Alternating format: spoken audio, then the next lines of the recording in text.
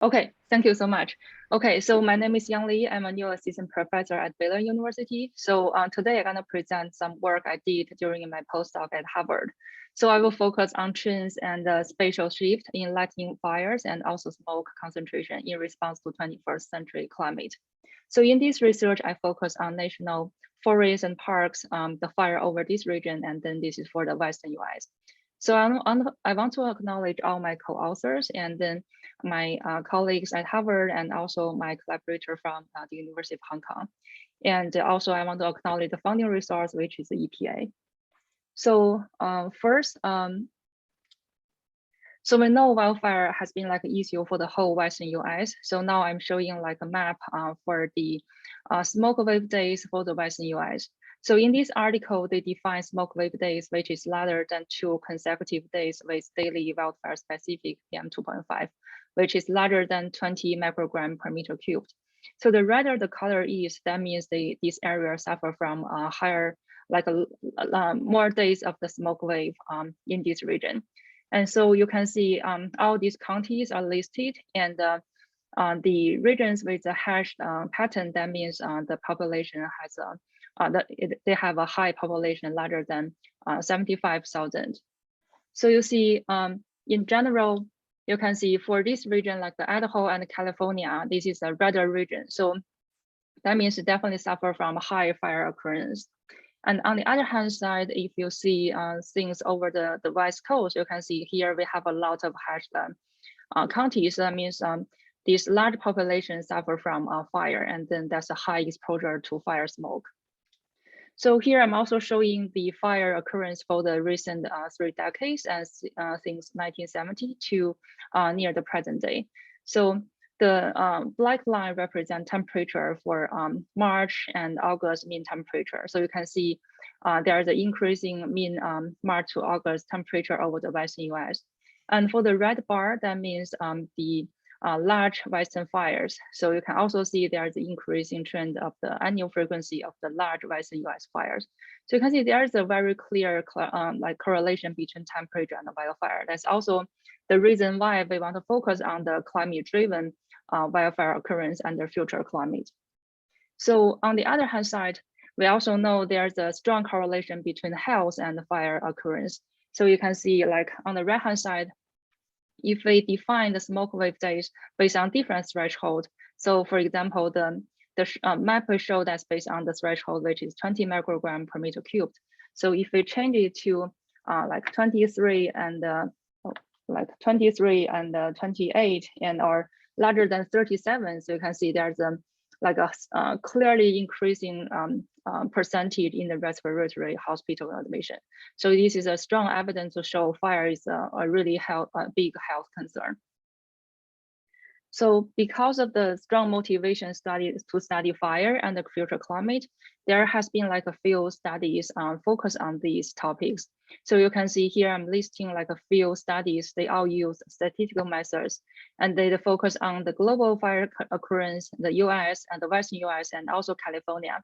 So they have different focus region. And also you can see in general, you can see they all predict like an increase for different fire metrics, including like the area burn, and also they predict the burn, the severity, and the fire-induced BC and OC, like black carbon, organic carbon emissions. So in general, these are statistical methods relate the meteorological variables to fire metrics, such as area burn. And then based on this build model, they can then apply this build model to projections to study climate models, to study climate situation, like under future climate.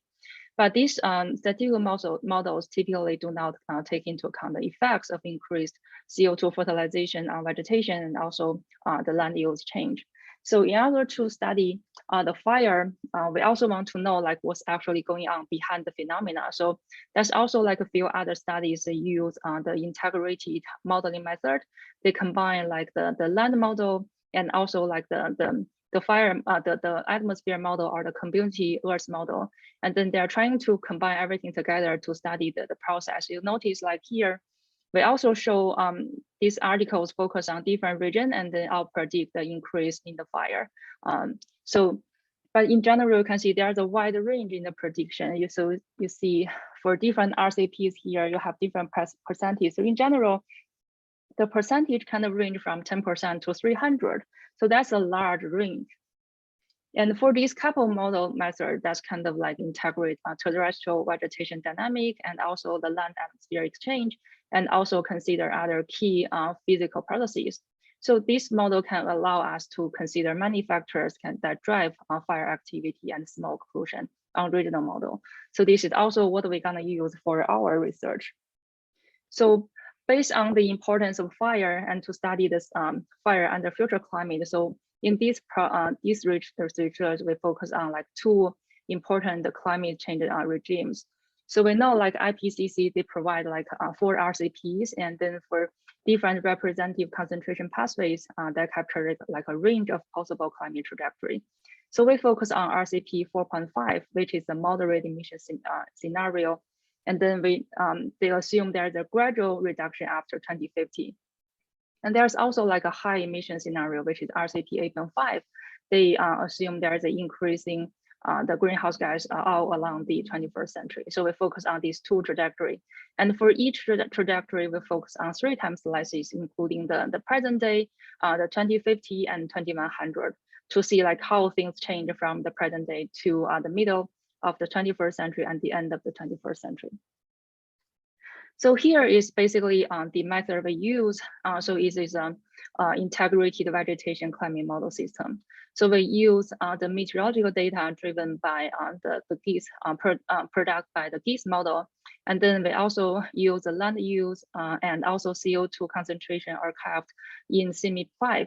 So we use all this data to drive our LPJ-LM fire model, which is a global vegetation and also the fire model. And for this model, we can generate the living biomass, and also we can generate the biomass burned per plant functional type. So based on this information, we combine with emission factors from different articles, such as these Agaki articles, and then we can calculate the emission rates for black carbon and organic carbon to feed into our geoscam. And then in this situation, we can use geoscam to generate distribution and variation of present day and future fire smoke concentration. So here, as I mentioned in the very beginning, so in this research, we focus on the national forests and national parks, because we really want to focus on the nature-driven change that cause the fire change. So you can see the green, actually the green line kind of mark the boundary for the national forests and national parks. And before we use our LPJ-LM fire model to predict future, we want to validate whether our research, like the situation is reasonable. So we compare with a widely used global fire emission inventory, which is the GFAT4S, and then we compare the emissions here. So in general, we notice for the present day time slice, we can simulate like a generally like reasonable dry matter burn compare with the GFAT situation. So if you see the total for July, August, and September, this is the fire season. So the total is kind of reasonable. And also we predict for the West Coast, we have high fire occurrence, and also we have the high fire occurrence over the northwestern region. For the discrepancy, because the GFAT actually include some like interference by humans, so that's maybe causing the mismatch between the two, because we only focus on the nature induced fire. There's no suppression here. So here I'm showing the temperature, precipitation, like lightning density situation. These are basically meteorological side. So we notice I'm showing here the two different RCPs, and then I'm showing the difference between 2100 to the present day. So the redder color here means we have an increase of the temperature for both RCPs by the end of 21st century. And then for the precipitation, so the redder color actually means the drier. So we do simulate we do have the drier situation simulated by GIS model. And then in general, we can now see there is a clear trend for the lightning density. So just the temperature and precipitation can cause a big change in the vegetation pattern. So here I'm showing the the simulated spatial trends in the biomass of 3 main vegetation types. That's again, I'm showing 2 RCPs here, and also the difference between 2100 to the present day. So we notice the 3 dominant PFTs in the Western US are temperate broadleaf summer green, the boreal needleleaf evergreen, and also the boreal summer green. So you can see there's a clear shifting for all these main plant functional types. For the temperate broadleaf summer green, we can see there's a clear increasing trend for these plants and over the northern states. And then for the other 2 types, we can see they both kind of decrease over the region. So because of temperature change and climate change, we do see a clear shift in these.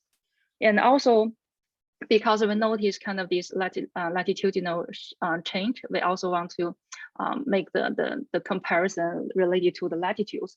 So here I'm showing the total living biomass, the change for the different RCPs, and then we notice there's generally like a minor increase for the RCP 8.5 in the northern states, and then like a decrease, like a big decrease for the RCP 8.5 because like the vegetation, I mean the meteorology I mentioned, and then the vegetation on the migrate.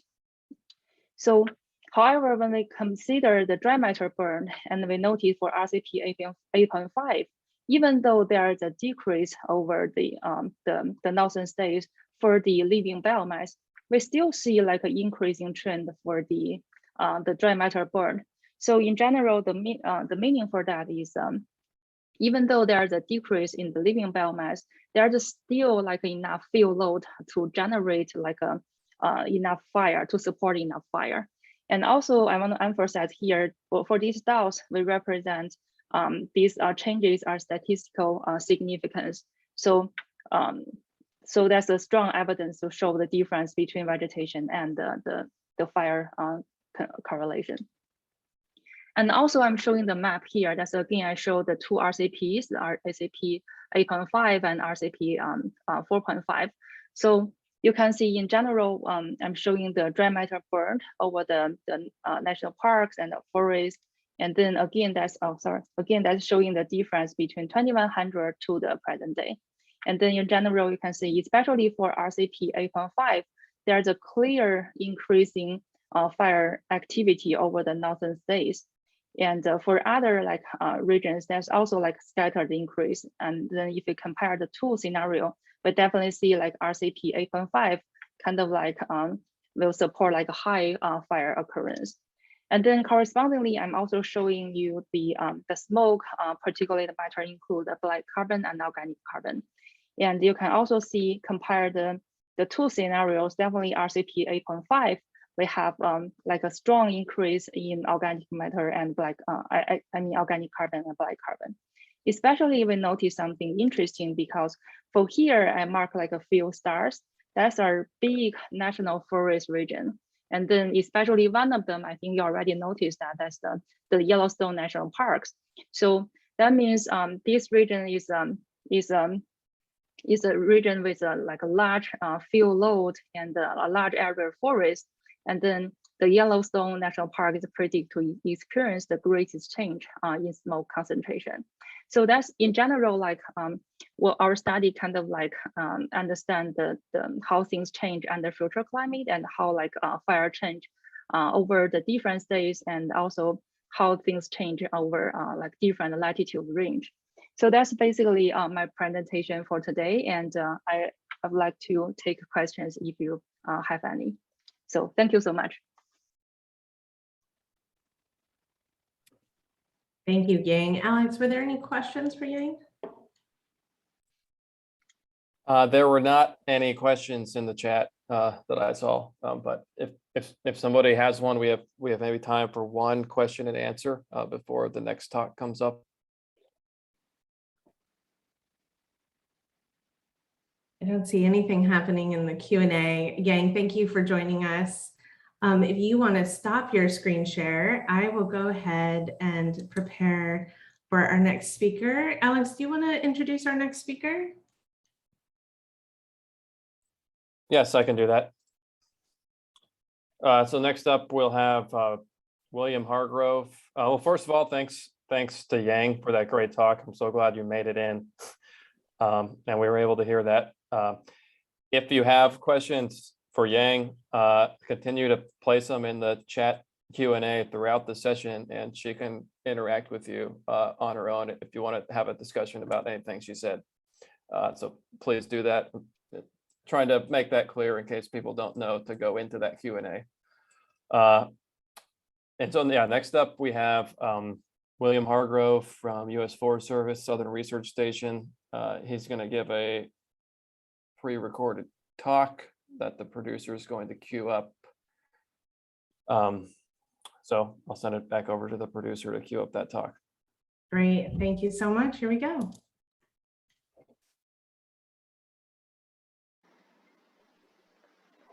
Hi, I'm Bill Hargrove, and I want to talk today about global fire regimes, along with my co-authors, Jitu Kumar from Oak Ridge National Lab and Steve Norman from USDA Forest Service. If you have any trouble seeing the slides, you can see them independently at this link below.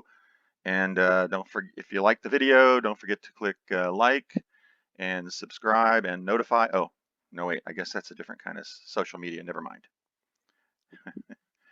Well, what do we mean when we talk about fire regimes? Well, fire regime is the spatial pattern, frequency, and intensity of wildfires that have happened historically over a particular area. We think that there are three important components of fire regimes: the within-year fire seasonality, the between-year fire frequency, and the intensity of the fire. And fire regimes are really very similar in ecoregions, used in the same kind of ways that ecoregions are used. And like ecoregions, they're often drawn by hand using expert opinion. But here we're going to try and delineate global fire regimes empirically using a statistical process.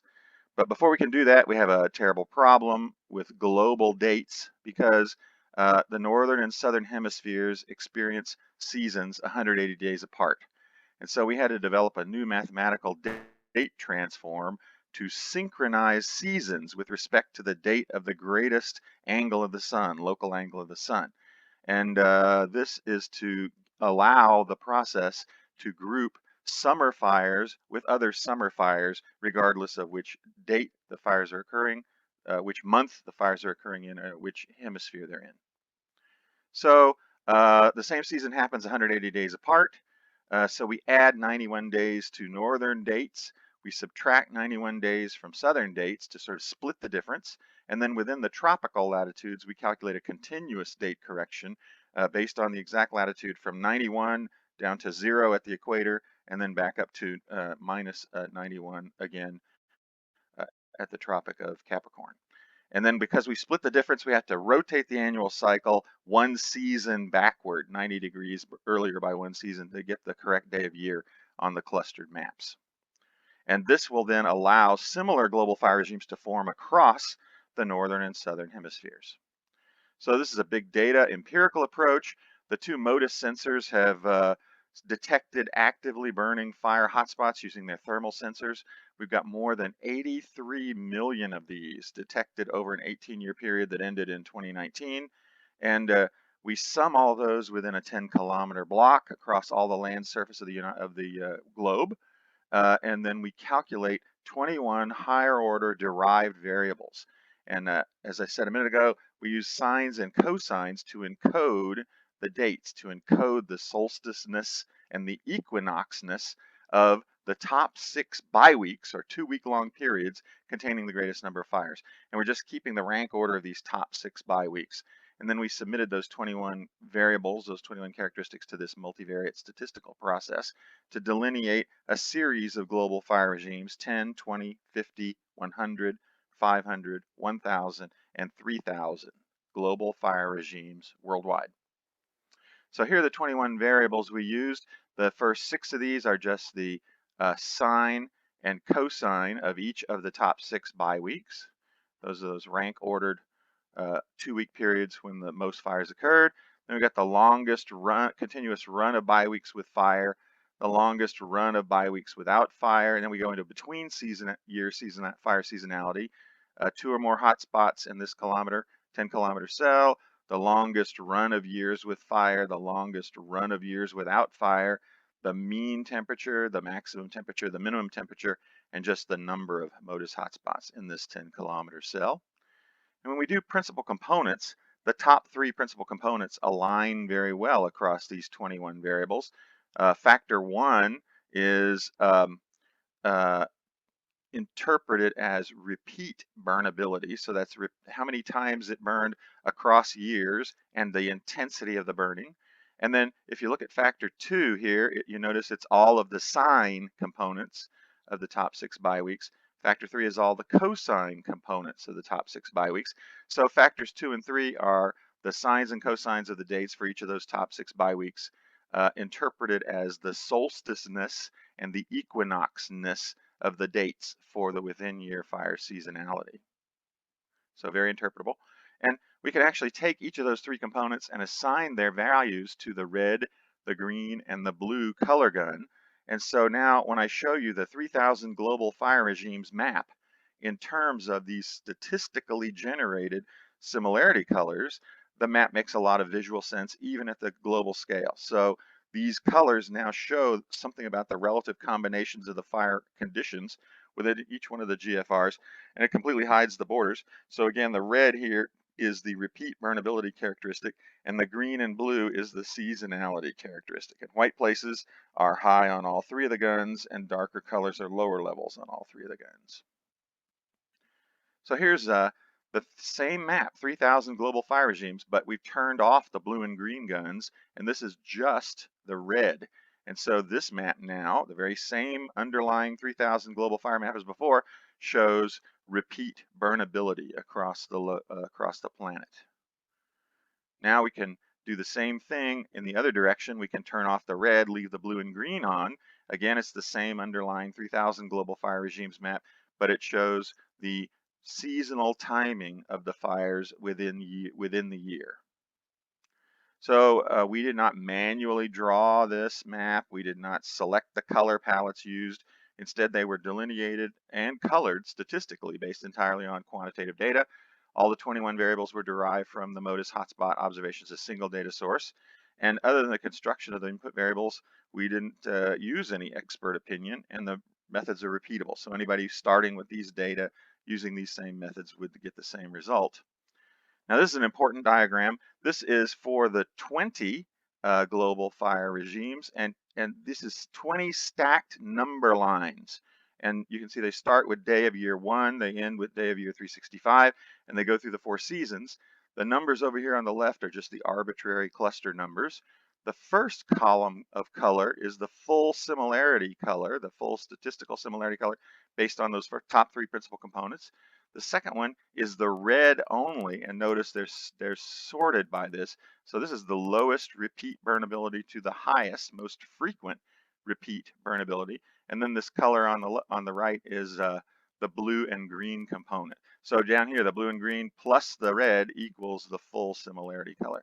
And on each one of these number lines, there are 6 diamonds. And the largest, these represent the dates of the top 6 biweeks that had the most frequent fire. And the largest diamond is the top rank order biweek, and then they go down from there. You can see that across these 20 most different global fire regimes, there are quite different sets of within year seasonality. Now we did something else that we call location groups. So we can start in a particular geographic location and collect all of the dominant the GFRs that are the same or similar dominant similarity colors, and then we can look and see on the Earth where the other global locations were that lit up in that same global GFR location group. So I'm only going to show you a couple of these, but if we start in Punjab and Haryana in India, and we collect 11 of those pink and yellow colors, then we see where the same kinds of things light up elsewhere in the globe. We see the bushlands in Western Australia. We see millet stubble in sub-Saharan Africa. And we see Coriano xeric scrub in Venezuela and Guajira, Colombia.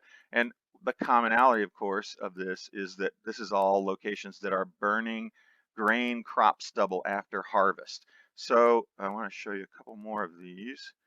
If we start in Thailand, we collect a large number of yellow similarity colors. We see it lights up locations all over the place. And the commonality here is this is Swidden or slash and burn agriculture all across the globe. And let me show you one of these. This is an interesting one. We train in Okefenokee Swamp in Georgia. We collect 9 red similarity colors together. It lights up mires, marshes, peatlands, swamps, and other swamp forest fires. All right, there are 10 of these, and they were generated by hand. You can generate many more than 10 if you want. But now look at this. This is the seasonal timelines, just like we saw before.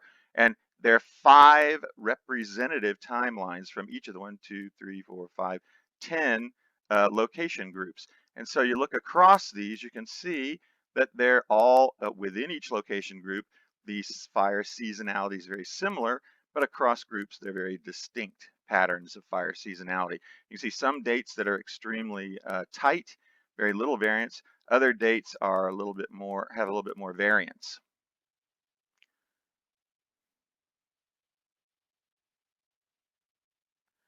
Now, we might want to compare some of these global fire regimes with other maps that have been drawn using expert opinion. This is the top left map here is the Forest Service Land Fire CONUS fire regime groups, and the top right map is our 3,000 global fire regimes within the conterminous United States. About 15 years ago, we developed a technique we called, and published a technique we called map curves, which is designed to quantitatively compare 2 categorical maps. And when we do that, we get a quantitative goodness of fit value, 25.1, which is pretty high for these 2 maps in the top row. And map curves also does something else. This lower right map shows our upper right 3,000 global fire regimes reclassed and assigned the same colors as the land fire map. And so this lower right map shows how much the land fire map, the 3,000 global fire regimes map, can be made to look like the land fire map. And they're quite visually comparable at that point. And then besides just giving a single overall goodness of fit value, map curves also gives a goodness of fit value for every one of the categories inside the land fire CONUS map. So you can see where the agreement is high and where the disagreement is high, where the fit is good, where it's poor. And darker colors are better here. And we see that Eastern US actually is pretty good fit. Western US is less so. And then there's this spot, this blue spot in the southern Central Plains. It's sort of the worst fit of all. Now we can do this again for another continent. Murphy et al. 2013 generated this top left map, and they call it the fire regime niches map for Australia. And they generated this using a GIS intersection process. They took the vegetation map of Australia and intersected it with the climate map of Australia, and then they named every one of the intersection pieces. Of course, on the top right is our 3,000 global fire regimes map for this continent. And if the overall goodness of fit here was 28.5, according to map curves, which is quite high. And then you know by now that this lower right map is the reclass of the 3,000 global fire regimes. And look how strong the visual resemblance is between that reclassed 3,000 global fire regimes and the Murphy map. And then finally, this lower left map shows, remember, the dark colors are better. And so the agreement is quite high between these 2 maps, the statistical global fire regimes and the Murphy map, across most of Australia. The least well fit part is the eastern coast, and also a little bit to a lesser degree Tasmania. So what are these good things good for? Well, it turns out 96% of the global fire regimes are shared across across hemispheres, north and south, and also across hemispheres east and west. And Few are very unique, and just as ecoregions can be used to make inferences about distributions, so global fire regimes can direct and facilitate the transfer of knowledge and understanding within the same or similar GFRs or location groups. And that seasonality synchronization transform is universal, and it can be used to compare any kind of global phenologies, synchronize any date-based phenological or seasonal events between the northern and southern hemisphere. All right, with that, I'll stop. The top link here is where the location where you can find the slide deck, and the bottom link is where you can find this recording. The talk session is on Wednesday, December 9 at 11:30 p.m. Eastern Standard Time. Thanks very much for your attention. All right, Alex, it looks like we have just a couple of minutes. I don't know if you want to address any Q&A that's come in before we introduce our next speaker. There has not been any Q&A on Bill's talk that's come in that I've seen. All right, well, Alex, if you want to go ahead and introduce Karin. Karin, we have a few extra minutes here, so feel free to enjoy that time. All right, thank you. All right, next up we have Karin Riley from the U.S. Forest Service Rocky Mountain Research Station, working out of Missoula. And she's going to give a talk for us all on risk to terrestrial carbon for wildland fires. So thank you so much, Karin, for presenting. Thanks, Alex. And I'm going to try to justify my presence in this session because I feel like it's a little bit like, was it Sesame Street that had which of these things doesn't belong? And there would be like 3 animals and a banana or something like that. But I think it will all become clear as we get to the last slides here. I'm going to talk about a data set I've been the technical lead on for maybe a decade now. I work on it with Isaac Grenfell, who's a statistician at the Fire Lab. This was Mark Finney's idea in the first place back in, 2010. And along the way, we've picked up John Shaw, who works at Forest Inventory Analysis, and he really helps us in understanding that complex data set. So the data set we've christened TreeMap. It's basically a tree level model of the forests of the continental US. And I'm going to show you, this is going to be a little bit of a utilitarian presentation, how you can use that to lay a foundation for analysis of risk to terrestrial carbon, both from wildland fire and fuel treatment. Let's see, and it's interesting, my presentation now does not want to advance. Let's see if this works. There we go. Okay, so if you were to download the TreeMap, it comes in different versions. The most recent is 2016, and you can get these from the Forest Service Research Data Archive online. You get a rather cumbersome raster. It's kind of enormous because it's at 30 by 30 meter resolution for the continental US. And it has something like 2.7, 2.8 billion forested pixels. Each of those forested pixels there is showing in a different color for each unique FIA plot. And I'm going to pause to ask if anyone's hearing an echo, because I can maybe hear one. Are we okay? You sound good on my end. Okay, good. I won't be bothered by that then. So the FIA plots each come with a unique code for each visit. And if you're not familiar with the FIA plots, they're collected by the Forest Service. And they have a group of people who go out and painstakingly measure each tree. I'm also getting messages about people wanting to come in. I'm going to let them in. Okay, I admitted those people. And Karin, so I can admit, but I can keep admitting folks for you. Thank you. Oh, wow, it's just kind of harassing me, but I will ignore it. Sorry, Eva, I'm ignoring one of my colleagues right now. So they painstakingly measure each tree on these plots in the forest. So you can find out things like the height of the tree, the DBH of the tree, species, whether it's live or dead. And each of those plot visits comes with a unique number, which is what I'm showing you at the left there. Those are referred to as control numbers or sequence numbers. And from those long numbers, you, if you so choose, can go to the FIA Data Mart online and learn all kinds of things about these plots, not just the number of trees there, I think they even record some things about lichens. They record things about fuels. So the TreeMap here is kind of your key to looking up any number of things for these plots. And each of those unique colors you see in that inset panel at the lower left is for one of those unique CNs or plot visits. Okay, so I'm going to go through the research need. There's probably a number of different applications that you could think of for tree level maps. And as time goes by, we're getting more and more users and learning about different ways this could be used. But these can range from estimating stocks of forest biomass or carbon, forest growth and mortality, national level fire planning and risk assessments, tree species abundance and distribution, estimating timber volume. This was one of our foremost things that we wanted to look at, was simulating wildfire intensity patterns and fuel treatment strategies. We're hoping to come around and do that at the global, or not the global scale, the continental scale here pretty soon.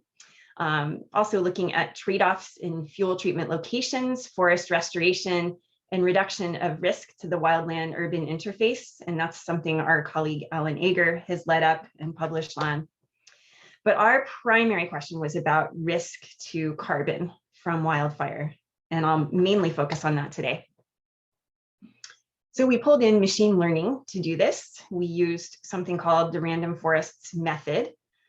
And the concept here is that at the forest plots that I have told you about, we know an awful lot of things about the landscape. There's very detailed measurements there, but we only have a forest plot for maybe every, I think it's about every 6,000 acres of forest.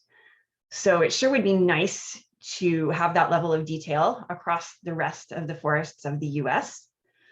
And that's where we pulled in a second set of data that's referred to in random forests as the target data. So we certainly don't have a high level of detail for those areas in between the plots, but yes, we know something. We pulled in gridded landscape data from the Landfire project, and it tells us something about average annual precipitation, slope, vegetation group, things of that nature. So in this toy example I've shown you here, I've just shown two fictitious plots and a tiny fictitious grid, but you can eyeball that and see for that center pixel, the best match is going to be plot number 1. It's more similar than plot number 2. For example, it has the vegetation group ponderosa pine. So that's what random forests machine learning is doing for us. It's selecting the best matching plot for each pixel. So we had a couple of requirements for this project. And one was that we wanted this map to be compatible with our fire simulations. So if you were in the morning session, you probably heard quite a bit about the program FSIM, or the Large Fire Simulator. And that can be used to simulate burn probabilities like you see at lower left. So any of those areas that are in blue, those are areas that have a low likelihood of burning. And the areas in orange and red have a high likelihood of burning. So our plan was to combine the TreeMap data set with these burn probabilities to get at carbon risk. The Landfire data was our obvious choice here for gridded target data because it is compatible with those fire simulations. In fact, the Landfire landscape data is what we use for our landscape files in FSIM. The second thing we wanted is a nationally consistent standard fixed radius plot design. And as I've said, we got that from Forest Inventory Analysis. They provide that across the US with the same plot design. So it's pretty simple for us to use in the model and for users to interpret. So for those of you that enjoy coding things up in R, we use the YA impute package, which is a pretty straight up random forest package, but there are a few modifications in there.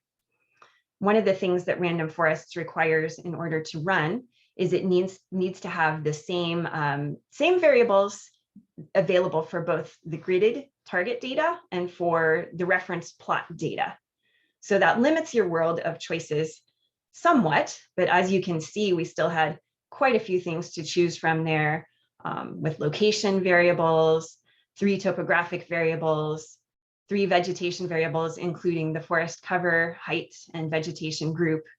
Also a set of 6 biophysical variables, including things like average annual precipitation and relative humidity.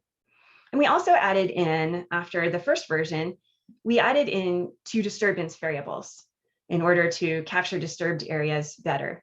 One of the reasons that we did that is that this data set is being used on active fire incidents. We use it to generate what we call a snag hazard layer. And that snag hazard layer gives firefighters a heads up as to what areas of the landscape have a high density of snags, so they can avoid building fire line through those areas. And falling snags are, of course, a great hazard and cause fatalities just about every year in the field to firefighters. For response variables, you'll notice that there are 4, and this is another pretty cool thing about random forests is in most modeling approaches, you can only have 1 response variable, but random forests can handle more than that. So we chose a suite to optimize our output for carbon, including forest cover, height, vegetation group, and disturbance code. One thing I should probably mention here as well is that another advantage of random forests from our standpoint is that it can handle categorical variables. And that was a huge advantage here because vegetation group obviously is categorical. It's hard to transform that into anything quantitative or even ordinal. So we were able to tell the model where there was, for example, ponderosa pine or aspen using this modeling framework. So we're going to look under the hood here just a little bit. When we chose random forests, we thought, well, that seems like an awfully good name for creating a model of the forests of the US. But of course, it has nothing to do with that literal kind of forests. Random forests is actually making a forest of decision trees based on those observations at the FIA plot data. So for each land fire zone, that was our unit that we ran the model on.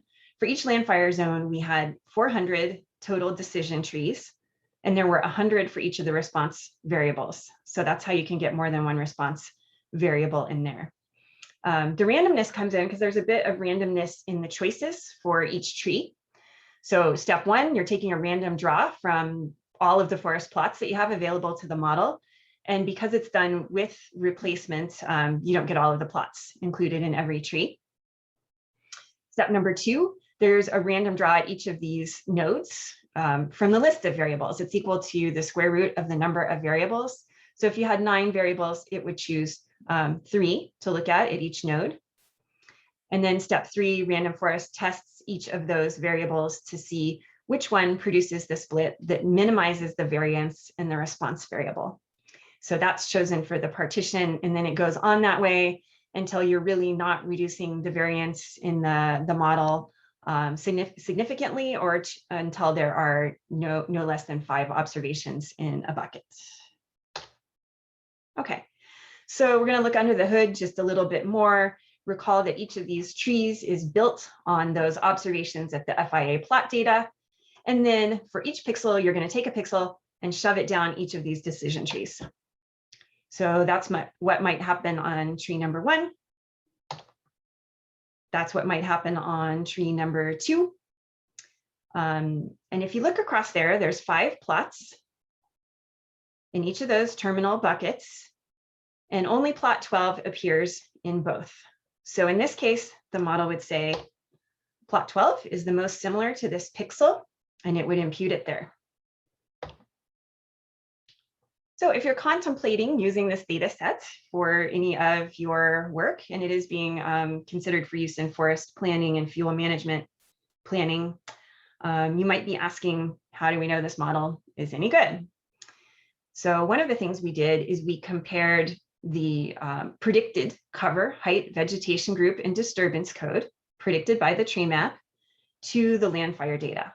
So basically, this is telling us in a nutshell how well the model is performing. How well is it doing at matching the plot data to these pixels? And you can see pretty high accuracies here, with 100% being perfect. But maybe the more important thing, right, is how well is TreeMap predicting conditions on the ground. That's what we really want to know for most applications. So we had here a set of FIA plots that we didn't use in the imputation. They were independent, so we compared those at their plot locations. And I won't belabor how this works. It's a little bit hard because the plots actually tend to cover more than one pixel. So we looked at pixels within the plot radius. And you can see these numbers aren't quite as stellar as those previous ones, but really pretty good for a national data set. A lot of these things that look like maybe errors, like for cover, I said we were right 57.5% of the time. That's a within class accuracy. And our most frequent error was predicting the neighboring class instead. So that means that the cover values may only be off by like 1 to 10% in most cases when we are wrong. And that's tolerable for most applications. We did pretty well on height and also predicting tree species with the highest live basal areas. Also quite well on disturbance code. Vegetation group doesn't look quite as rosy, but that is oftentimes because we predicted a vegetation group that's very similar. So for example, I think there are 3 different aspen vegetation types in landfire, and a lot of times we just grab the wrong one. So we were pretty happy with those in general. Another question to ask is how well TreeMap compares with some other state level estimates that are already out there. FIA runs these state level estimates for things like total number of live trees. So John Shaw ginned up these estimates for us. So FIA's predictions for total number of live trees by state is on this axis, and here's what TreeMap is predicting. So perfect agreement, of course, would be along this 1-to-1 line. And things look pretty good, R-square of 0.9. This dot over here, if you can see my cursor, I'm not sure if you can, that is Texas. And one of the reasons that we had a mismatch there is that it turns out our definition of forest in this model was a little bit different from what FIA had. So our definition of forest was that it had to be at least 10% live tree cover in order to qualify as forest. So we missed quite a few areas in states like Texas that had sparse cover of maybe things like live oak or mesquite. So that's how we were off by so much there. So let's ask that same question about carbon. Here again are state level estimates from FIA and from TreeMap. And again, most of them falling along that 1-to-1 line for perfect agreement with an R-square of 0.96. So I'm going to take you on a quick tour of what this would look like if you open it up in a GIS. There again are those plot control numbers along the left side. And John Shaw has done us the favor of linking this data set over to FIA's data mart, meaning that now you can map a lot of things on the fly. If you want to hit that FIA data mart, probably the easiest way to do it is download their databases in SQL, but they are 1 per state. So you have to write a little R code or do some fancy database work to collate them across all 50 states.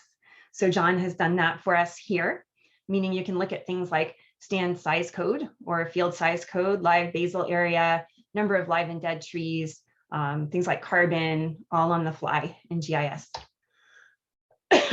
Excuse me. So that's what that looks like for a section of the Mogollon Rim in Arizona. That top panel is showing you the forest type.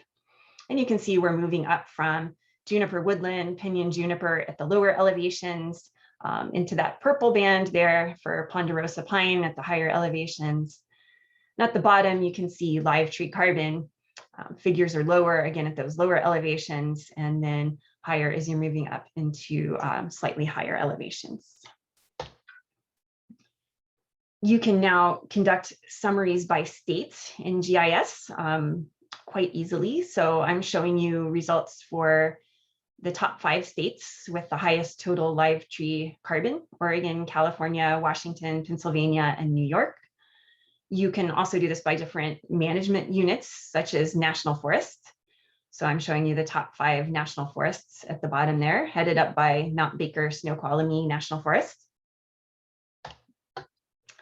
And here's where I'm going to justify how this talk made its way into this session is we're gearing up to do a carbon risk calculation. So you can now see how we acquire figures for carbon for each pixel. And we're going to combine those with our burn probability outputs from FSIM. So FSIM gives us not only that likelihood of burning at each pixel, but it also tells you what's the probability that pixel will burn at a set of different flame lengths, ranging from less than 2 feet surface fire all the way up to greater than 12 feet. So we have all the pieces of the puzzle sitting there to get at carbon emissions. This can be done for the recent historical period, or you could use outputs like Carling Hay or Alex Dye or John Kim showed you earlier in this session to look at how this carbon picture might shift under climate change. You can also link the data set over to the forest vegetation simulator for those of you who are in that world. And you can run fuel treatment simulations there, as well as growth calculations. So this is another piece of the puzzle we hope to bring in, but we're going to be busy for probably 5 to 10 years figuring out what is the optimal placement for fuel treatment and prescribed fire in order to affect our carbon balance in the US in the best possible way, given climate change. I'm going to leave you with this slide that has the different versions. These are for the landscape circa that year. We did one for the Western US circa 2009. There's one that just needs to be validated for 2012 for the continental US. And then 2014 and 2016 are both available in the Forest Service Research Data Archive. You're welcome, if you have questions about the data set that don't fit into our time frame today, to reach out to me. There's my email. John Shaw is probably your best go-to for FVS and FIA questions, but I'm happy to take those as well. And maybe I'll leave that up for just another moment. It looks like we have a minute or two for questions, but someone else's clock might be more accurate than mine. So I will hand it back to Alex, I guess, for moderation. All right, thank you so much, Karin. That was very interesting. I don't see any comments up on the chat, but if you do have comments, put them in the Q&A and maybe Karin can get to them later. So I think at this point, we'll get our next speaker queued up, which will take us shifting geographies a little bit to Brazil. And this will be Dr. Sihan Li from University of Oxford, who will be talking about climate change and wildfires in South America. Thank you, Alex. I'm going to share my screen. Can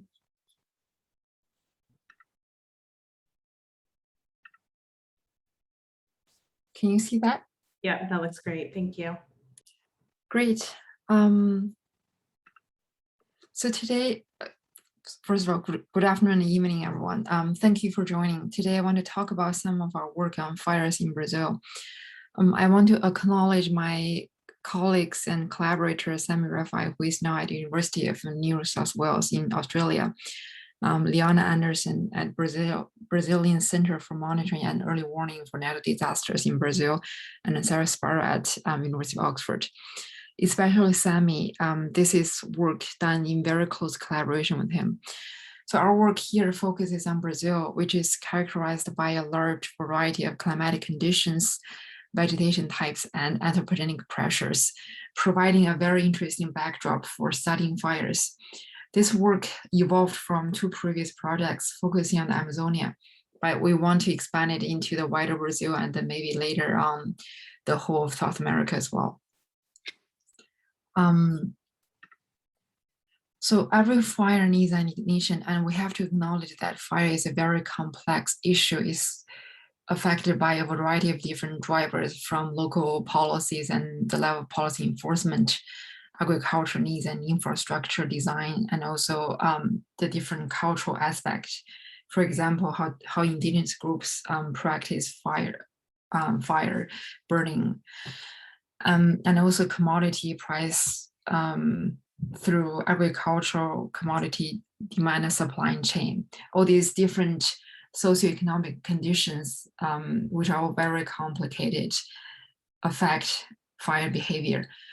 But all that aside, climate and weather conditions are very important in fire occurrence. If we think about the annual and seasonal timescale, climate conditions are essential to the production of biomass and drying of fuels, whereas on short time scale, meteorological or instantaneous weather conditions influence the ignition through perhaps lightning, and also can facilitate the growth in fire intensity and the potential for fire to spread into wider regions. Here we mostly focus on the meteorological conditions that promote fire growth. We want to answer what are the meteorological conditions that facilitate greater burn area, and how will the interannual variability increase in the coming decades, both in terms of the climate conditions promoting fires and also the burn area itself. And finally, we want to find out how much will climate change increase burn area by 2050. Our work started off with the Amazon region. So let's take a look at where the fires are occurring in Amazonia. On the right panel here, we're looking at the burn area on log 10 scale using the European Space Agency fire product. The brighter the color, the more severe the burn area. And if we compare the spatial pattern shown here with the vegetation coverage on the left here, which is showing the mean grasslands and pasture over the same period, again with brighter color indicate higher fraction of coverage. We can see that the more heavily burned areas coincide with where there are more grassland pastures and where the intact forest meets these regions. As part of the previous project, which is more focused on the attribution of anthropogenic climate change on fires, we want to build a statistical fire model to simulate the historical burn area and use it to predict the near future. We have done the first step of building a stats model, which does a decent job of estimating the historical annual total burn area in the Amazonia, as shown here. So the black line here is showing the stats model estimated burn area, with the gray shading showing the uncertainty bound. Whereas the red line here is showing the observed burn area from the European Space Agency fire product. I should mention that in this, we use the generalized additive model to characterize the multidimensional nonlinear effects. We take into consideration the different meteorological covariates, for example, near surface air temperature, wind speed, vapor pressure deficit, shortwave radiation on the surface, rainfall, climatic water deficit. We also consider the landscape and other covariates. For example, we consider the land cover, deforestation, land management, and using data from MODIS, and we also consider population density to account for ignition sources. So given that, we want to look at, given that the model does a decent job of capturing the temporal variation in Amazon fires, we want to look at future predictions. For the future predictions, only the meteorological covariates are allowed to vary into the future, whereas the others are fixed at the current values. To get the future predictions, we took the meteorological outputs from the coupled model intermodal comparison project phase 5. 37 models in total are used, taking the high emission scenario RCP 8.5. Using these to drive the fire model, the left panel here is showing the fraction of models with a positive trend of burn area over 2020 to 2050. The brighter the color, the higher level of model agreement. We can see that especially over the eastern Amazon region, the level of model agreement is extremely high, with almost all Earth system model driven results showing positive trends.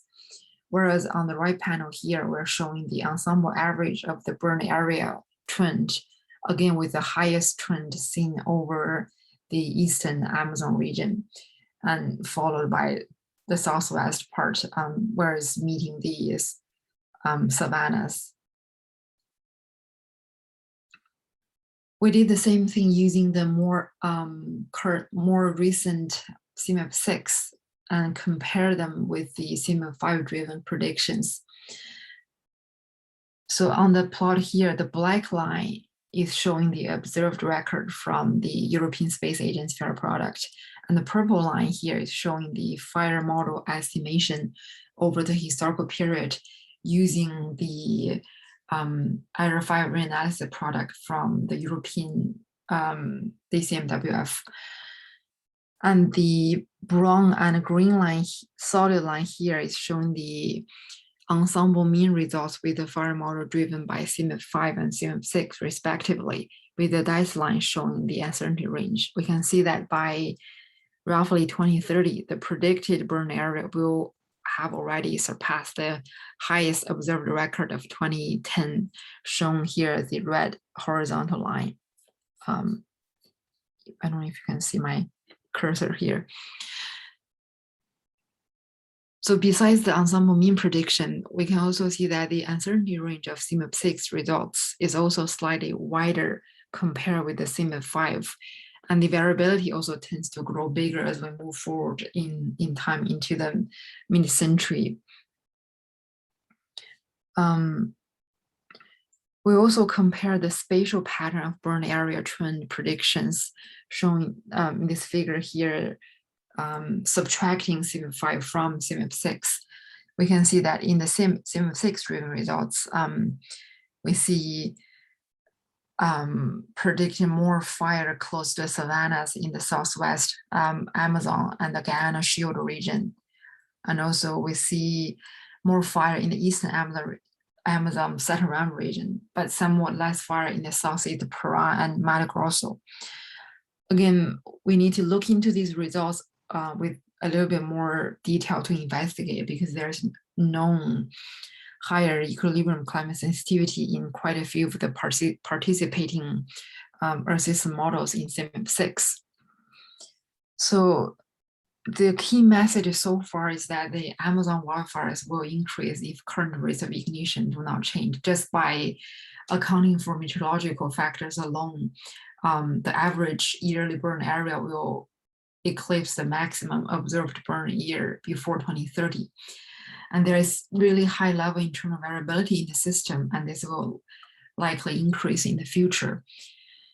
And I didn't show them here, but in this work, we also found that irrespective of potential changes in precipitation and dry season length, higher vapor pressure deficit will drive increases in fire. And with the increases in burn area, the carbon loss to the atmosphere will be massive. As I mentioned previously, we want to extend the statistical fire modeling work to look at the whole of Brazil and look at finer temporal scale beyond the kind of annual average of burn area. So first, let's look at fire meteorology within the whole of Brazil. Here, I chose to only focus on large fires because it's the large fire that are often more disastrous. They cause more damage and emitting more greenhouse gases, destroying the landscape, and also could negatively affect human health and cause very high economic loss. So large fires here are defined as those with a daily burn area higher than 95th percentile of the historical record. As shown in this figure here, we can see that these large fires as defined here mainly occur in August, September, and we also see some occurrence in October as well.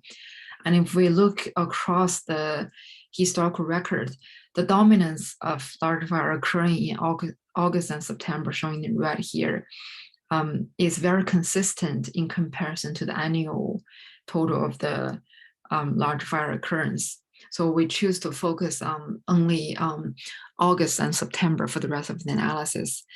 So the next question that I asked is why? What set the stage? What are the climatic and weather conditions that are kind of setting August and September to experience the largest portion of large fires in Brazil.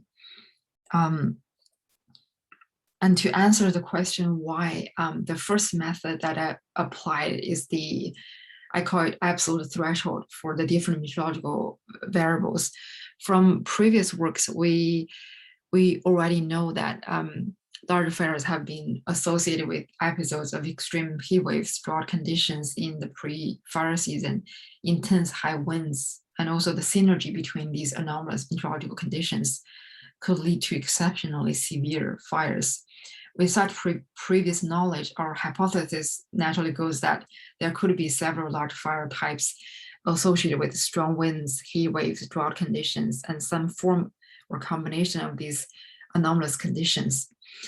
So here we do basically the classification, looking at the fire day as denoted by the vertical dashed line here, and we consider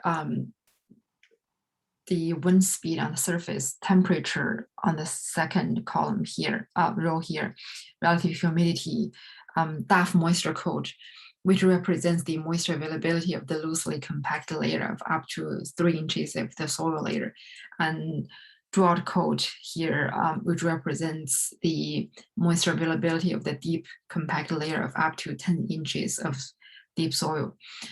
These two have been used as generic indicators of medium and longer term drought, for which the higher numbers denote higher drought conditions. And I took a look at not only the day of the fire, but also a few days before and after the fire. We can see that as expected, taking these very harsh absolute threshold, we do see that there are these different archetypes of fire that are associated with wind-driven patterns, where we see the wind speed starts to become anomalously high a few days before the fire and starts to kind of taper off a few days after the fire. And interesting enough, for these wind-driven large fires, the temperature tends to have a negative value compared with normal conditions. And we see these heat wave driven type, the main character of which is the higher than normal temperature a few days before the fire, and then peak on the day of the fire, and then kind of taper off a few days after the fire. And we see another type, which I call the near normal condition, where we don't see any kind of anomalous condition in these meteorological factors. And the hot drought driven fire here is characterized by higher than normal temperature and lower than normal relative humidity and higher than normal DAF moisture code and drought code. So kind of really dry soil conditions. And also these drought-driven fires, where the main characteristic is really low relative humidity and dry soil conditions. And because the DAF moisture code and drought code have a longer memory, I also looked at a few months before the fire starts and also 1 month after, and found that for the hot drought and drought-driven type, for these indicators, we can see them to become anomalously high even at 5 months before the fire starts. And then to validate these absolute threshold results, I also use the multivariate mean clustering, essentially to use a unsupervised machine learning method to see what pattern will emerge and what commonality patterns we see from the unsupervised learning and the absolute threshold. We can see that from using the multivariate K-mean clustering, we see some common patterns emerge. The first one resembles the wind-driven fire from the absolute threshold. The main characteristic is the anomalous wind condition a few days before and peaking on the day of the fire. And the second type resembles the hot drought-driven type fire with slightly higher than normal temperature, low relative humidity, and really dry soil conditions represented by the high DAF moisture code and drought code, even a few months before the fire. And also we see this kind of near normal conditions. But we also kind of detected 2 other patterns that we did not see using the absolute threshold method. And because the common large fire types and meteorological forcings identified through the 2 different methods are the wind-driven, hot draw-driven, and the near normal types, indicating that these are the robust characteristics of large fire meteorology. And because the near normal type has no clear anomalous meteorological signature, we only focus on the wind-driven and hot draw-driven types for the remaining analysis. So the next question I asked is, where do we see these wind-driven and hot draw-driven fires?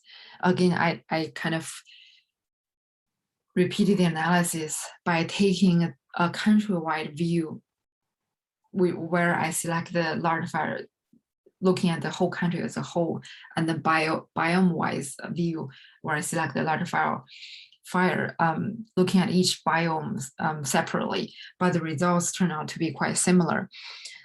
So here the Amazonia is shown in red boundary here, the Pantanal is shown in purple, and the Sahara is shown in black here, which you can't really see, which is hiding here. And the Caatinga, which is shown in the green boundary here, and the Mata Atlanta is shown in the yellow boundary here.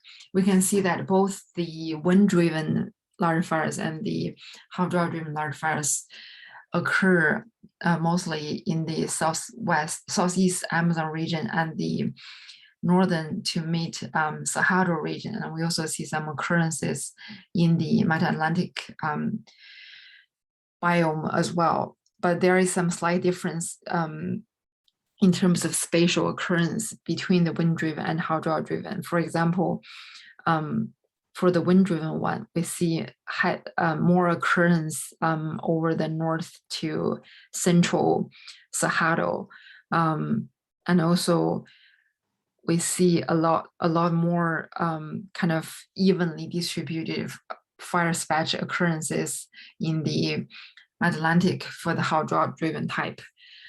I thought that having some insights into the spatial explicit information on where each large fire types occur is particularly useful to determine where it might be more meaningful to invest in or allocate resources to develop local and regional forecasting or projection capacity for large fires and building large post-fire resilience, especially for the hot draw-driven type. Given what I've shown previously, that one of the key characteristics is the anomalously high depth moisture code and drought code on the mid to longer timescales, indicating that they have very strong influence of medium and longer term drought from a few months leading up to the large fire occurrence. And because these field aridity indices have longer memories, they could serve as more reliable fire risk index to develop fire forecasting capacities compared with, say, just temperature, precipitation, or vapor pressure deficit. So just wrapping up here, the identified fire meteorology will offer a sound physical base for the development of more relevant fire risk indices. And we want to continue to investigate daily synoptic conditions associated with the occurrence of large fires in Brazil during recent decades, because these synoptic variables are often better simulated by global and regional climate models than surface climatic variables, for example, precipitation or VPD, which makes synoptic fire meteorology particularly suitable for short-term fire forecasts and longer-term regional projections. With that, I will wrap up. I didn't really get into too many details, so please feel free to get in contact if you want to learn more about the details of the statistical fire modeling work or the future projections. Thank you. I'll take questions if we still have time. I think we are actually up against time and we need to introduce our next speaker, Alex. All right, thank you, Sihan. That was a great talk. Please get in touch with her if you have questions. on that work. And our final speaker for the session will be Dr. Peng Gao, calling in at the University of North Carolina, Wilmington. Take it away, Peng. Okay, thank you for the introduction, and thank you for everyone joining this session. So today I'm going to present this research, which is published in Science of the Total Environment, and I would like to acknowledge all the co-authors in this paper. So I believe everyone here is aware of the change of fire regime due to the human activities.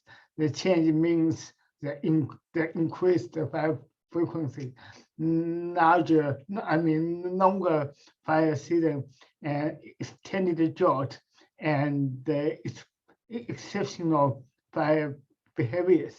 So we kind of all aware of that. But what is important is we need to provide a rigorous projection of how these changes are going to be, and what is the characteristics of this fire regime is going to change. And in order to answer this question, the tool we use are these fire models. So you have heard about various fire models. In general, they fall into two categories. They are not exclusive to each other, but in general, you see these process-based models, such as FSIM. If you attended the session before this, or on NEDIS.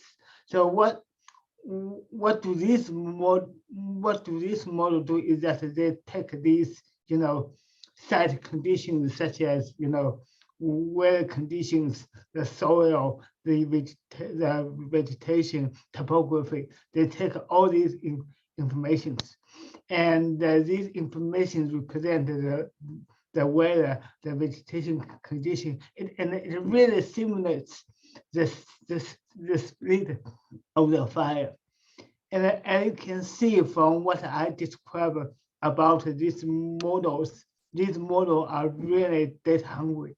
It needs a lot of information, a lot of data, and it's computationally very computationally heavy, which means it's very hard for this model to simulate, the continent scale, to simulate the fire regime as the continent scale. Or some model can do that, but there are other challenges, right? So when we look at the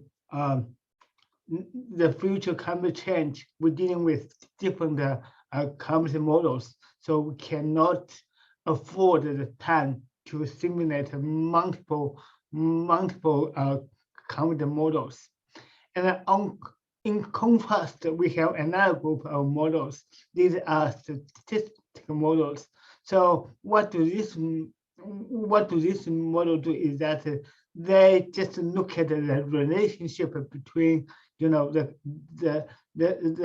climate and some characteristics of fire regime, such as the duration of the fire season, or the fire burn probability, Then they establish the statistical relationship between any climate variables or fire indices. So one example is the Canadian forest fire danger rating system. So as you can see from what I described for these models, the disadvantage of this model is that it probably preclude detailed modeling of fire regime. So it only looks at the statistical relationship. and this model is harder to capture the spatial heterogeneity.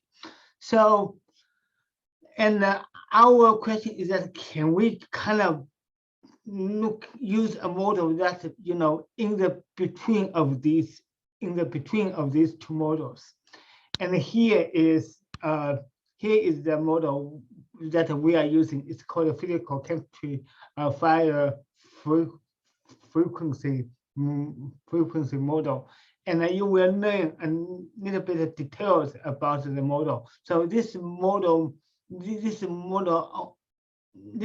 consider mean fire interval as a function of two components. And as I said before, this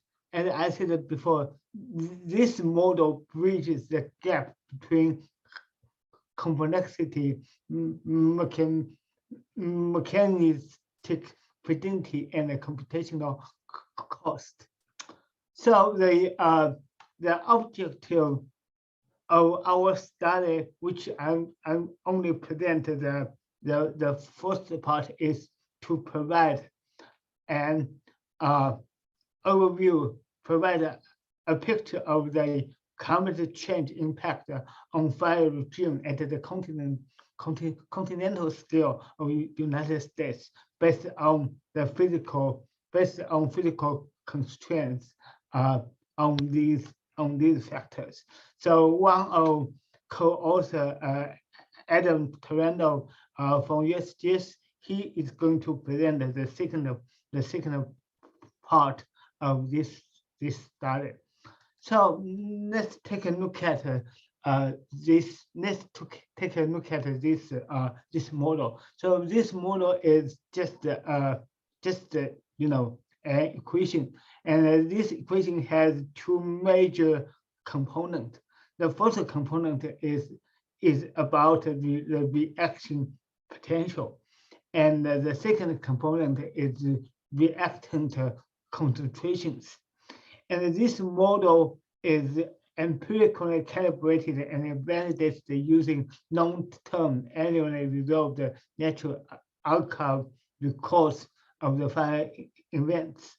So if you are interested in, I have some backup slides to talk about the details of model calibration.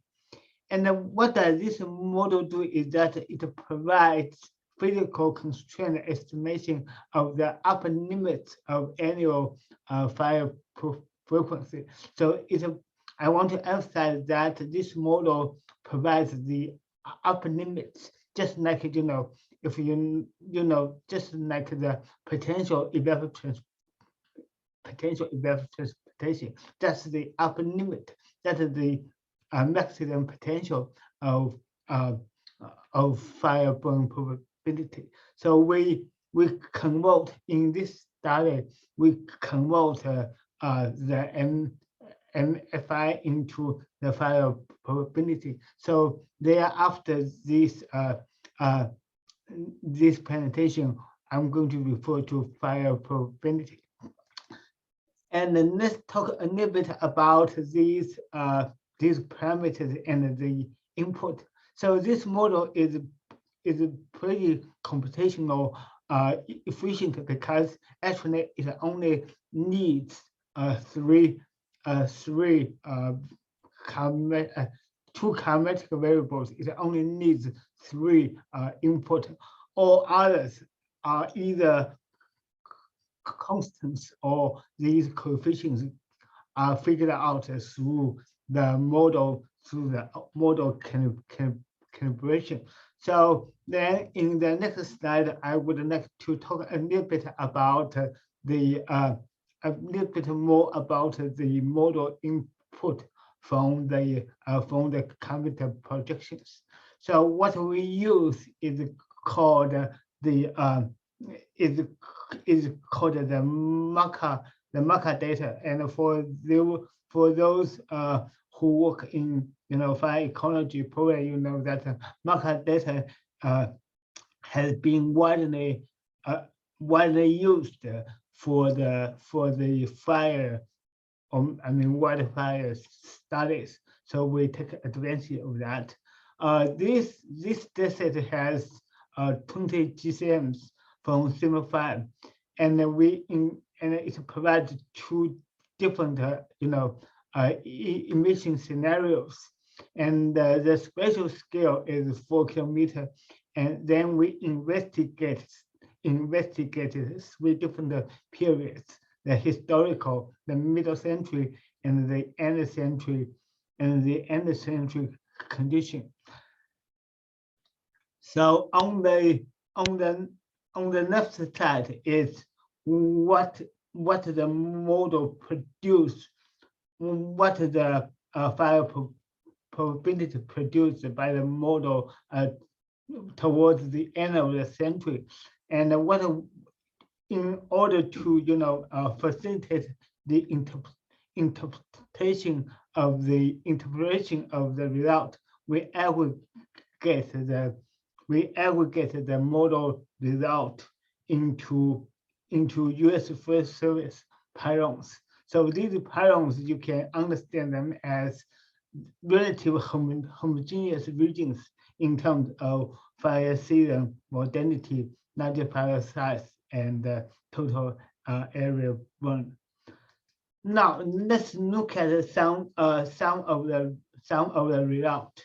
So on your left side, these panels show you the fire burn probability across 3 different periods, and on your left is the percentage change from the historical to middle century, and from historical to the end of the century. So I just want to, there are a lot of information here, but I just want to highlight some of them.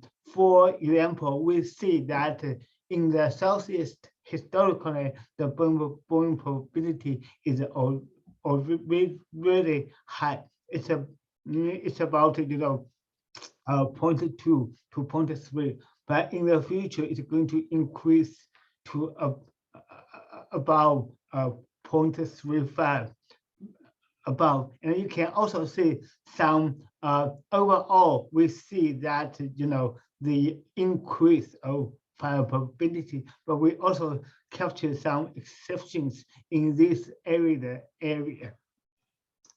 That's an overview of the pattern, what we found. And then let's look at how this pattern related to the driving factor, the temperature, and the precipitation. As you can see, the x-axis is the x-axis is the burn probability, which you see as you see the maps here, and the y is the percentage change. And these are 128 pylons. These dots are 128 pylons. And you can see the temperature is the driving factor. As you go go through this direction, the burn probability goes high and the temperature increase. And if you look at it on this side, on this direction, these have high percentage of change. Are these cooler areas, but with moderate to high precipitation. So these are the overall pattern for all these pylons. And we also look at some pylon groups in order to capture, the spatial heterogeneity or the spatial gradient of the probability change. So first of all, let's look at this side. So these are pylons that the burn probability is already historically high. Then they increase to about 30 to 70%. That's this part. Then if you look at along this direction, the direction of y-axis, first of all, you see in these areas, there are minimal change or even some decrease. The reason is that in this area, it's very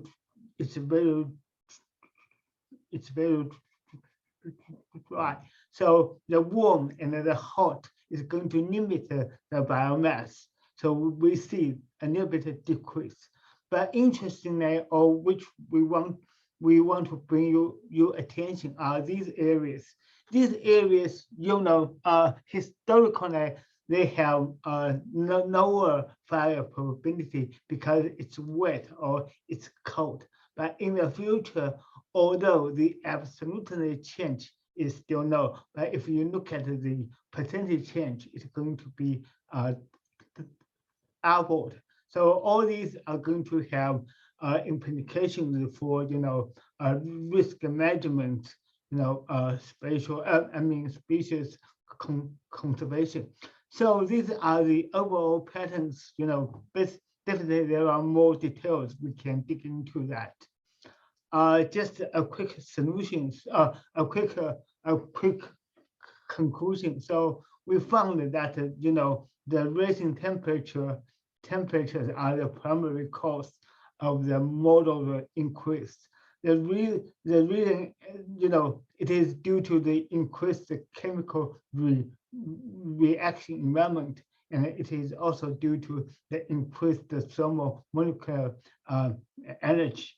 And as I walked you through these figures, we see the nonlinear interaction among the drivers of the potential change in fire regimes. So at last, I want to highlight this model. This model provides a rigorous physically based assessment of spatial pattern that is independent of current land cover and land use.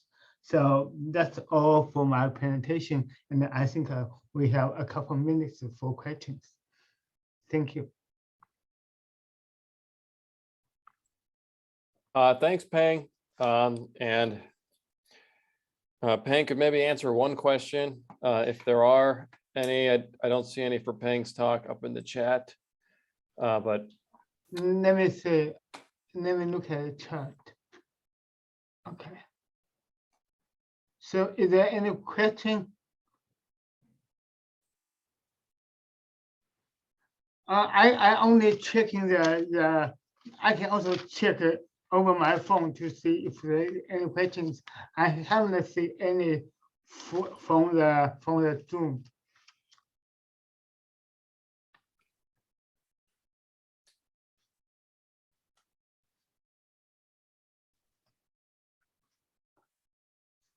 Well, Alex, it looks like we are in our last 30 seconds. So I wanted to just thank all of our speakers. Peng, if you can follow up in Huva with anyone who's following up with additional questions. Okay. And Alex, thank you so much for sharing Peng's published paper. That's a great follow-up. Thank you to everyone who was a part of today's session. The session is available in Huva, the conference app, within the first 2 weeks after the Congress ends.